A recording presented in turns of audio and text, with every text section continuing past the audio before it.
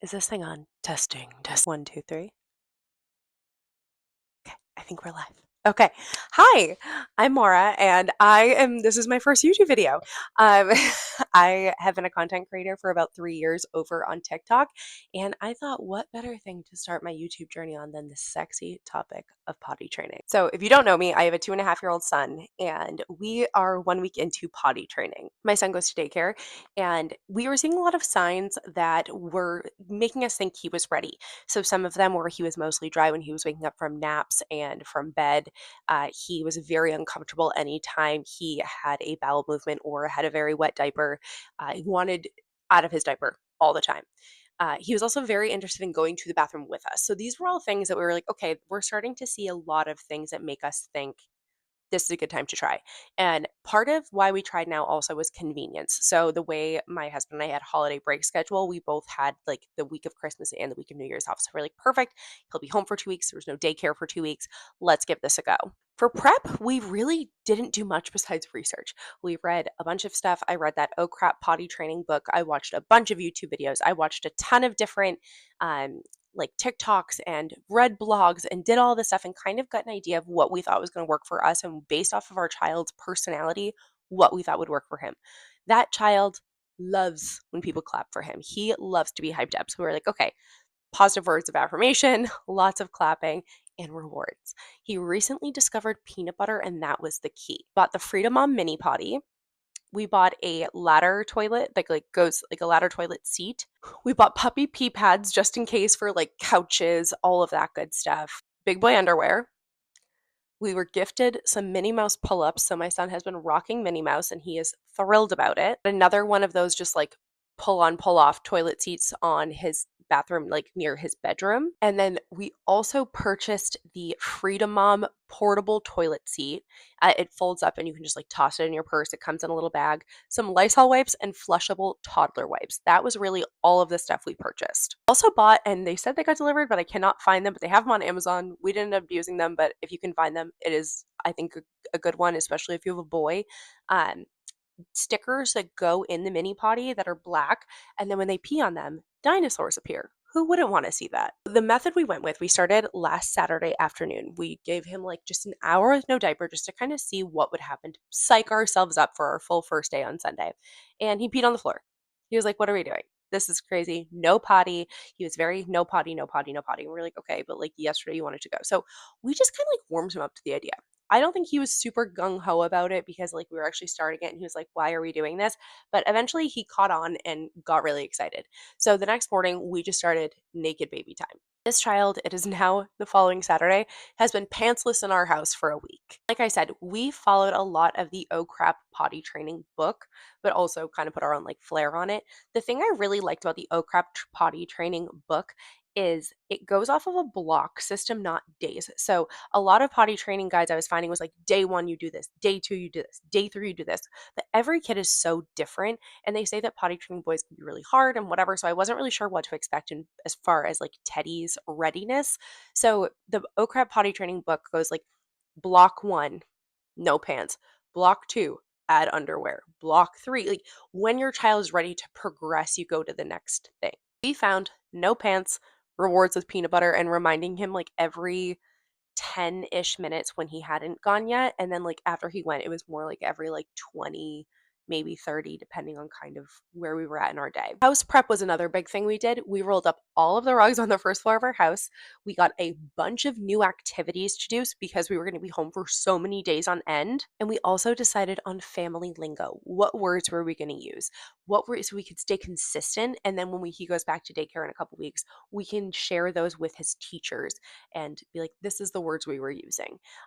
So like pee, poop, and we're using like proper anatomy terms like your penis, like that is where like, that type of stuff. Um, that is just what we feel comfortable with and what we chose to go with so that my husband and I were using the same language with him, kind of having those same cues with him. Day one went okay. Like we'll count Sunday as our full day one and it went pretty good.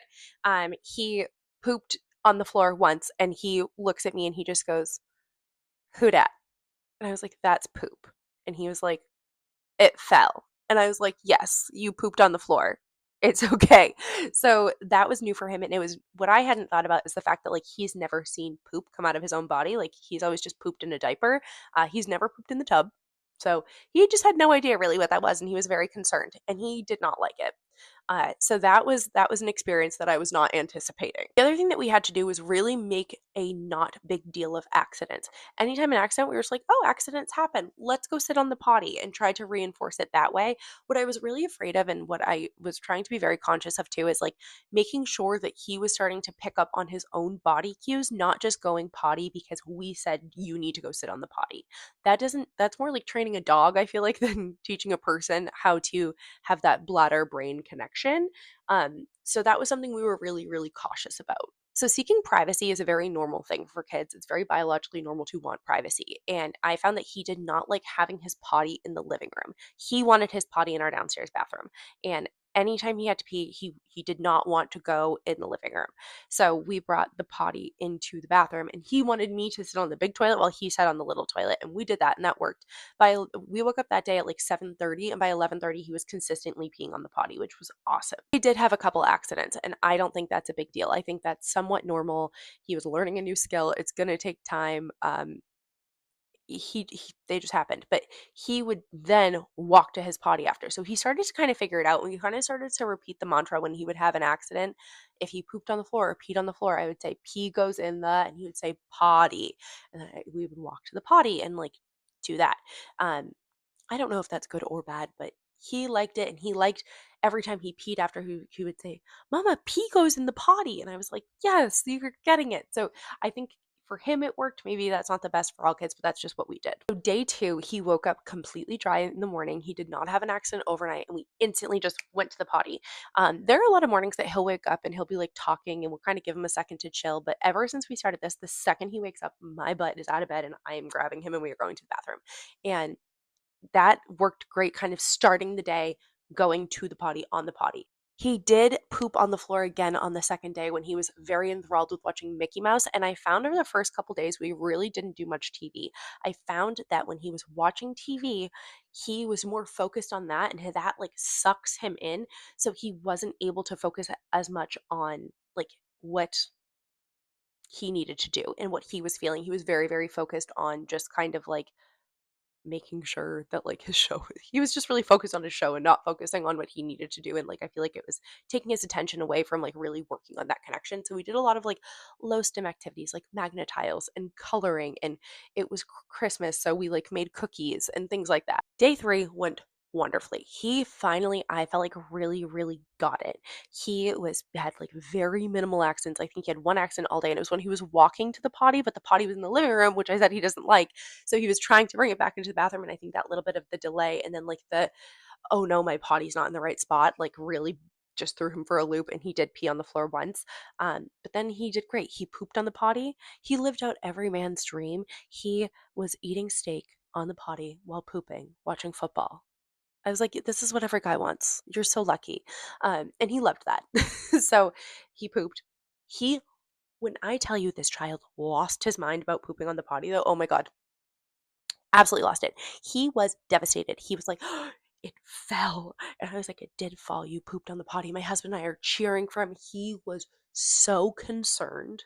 Like, what just came out of me? What is that? But then after that, he did great. He's pooped on the potty every single day. He's done an awesome job. He poops on the potty without us asking, and everyone said that poop can take a while. I didn't know that was going to be a thing. He absolutely crushed it with that. We also went out to dinner that night. So we put a pull up on him to go out. We found that that was probably our best option because we weren't sure how he was going to do with public restrooms. This is where that Freedom Mom portable toilet seat came in handy. Folded it up, brought it to the bathroom. He did great. He had a completely dry pull up the entire time. He went potty twice at the restaurant. He told us twice, and it went fine. He did great. He was not freaked out by a public restroom. He was not freaked out by a big potty, but I think that's partially because he is peeing on a big potty at home sometimes. So he wasn't like very unfamiliar with the size of it, and he had no issues. And then day 4 was Christmas morning, and that was a rough morning. That was probably the worst morning we had, day 4. And I thought we were like over the hump of like what could go wrong. Oh, yeah. No, day 4 came. The distraction of opening Christmas presents while being pantsless and having to pee was just a lot. We had a lot of accidents Christmas morning, but again, he was just so distracted. He was so enthralled with playing with his new toys and the excitement. He was so caught up in everything that it was just accident city left and right. So, you know what? It happens. It was fine. Um, by Christmas afternoon, when everything had kind of settled down, he was back to like peeing and pooping on the potty like normal. It was just during that window. So I guess that's a big takeaway I would have. If you are potty training, when you are potty training, really carve out some low stim time. Uh, they're just not, they're more, I don't know. I just found he was more likely to tell me he had to go to the bathroom, more likely to check in with himself and not distracted by like new stuff or exciting stuff. And that seemed to make things go a lot smoother. And by day 5, he was dry for naps, he was dry for overnights. It went completely fine. We are still having an occasional accident. We're still learning. It's only been a week. A lot of people say the 3-day method. For us, the 3-day method wasn't really true. The 3-day method was really good, I think, for us to carve out just 3 days of being home and really focusing. But I wouldn't say 3 days. It was like a magic trick and he was good to go. I think potty training will be a somewhat long road. Our plan moving forward is he is pretty much pantsless when we're home. We're practicing with underwear and we're putting on pull-ups when we leave and we're just going to the potty regularly. But then if he has an accident, it's not the end of the world. And until we get a little bit more comfortable with that, that's kind of our plan.